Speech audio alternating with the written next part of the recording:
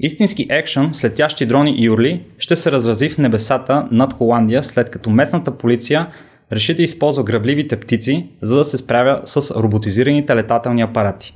По всичко личи, че от обикновено забавление дроните се превръщат в заплаха за органите на реда в много държави. Те могат да застрашат въздушния трафик, да се използват за терористични атаки, а и падане на едно такова устройство от голяма височина може да доведе до фатални последици, ако падне върху човек.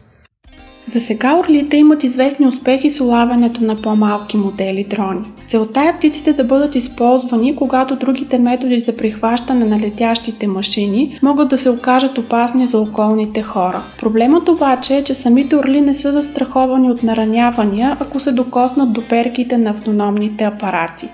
Затова те трябва да бъдат научени как точно да подхождат към дроните. Самата идея величествените птици да преминат на щат в полицията, подобно на полицейски кучета, звучи странно за мнозина. Това обаче може да се окаже неочаквано добър метод за контрол на небето над градовете, което се очаква през следващите години да става все по-пренаселено с всевъзможни пилотирани и безпилотни апарати.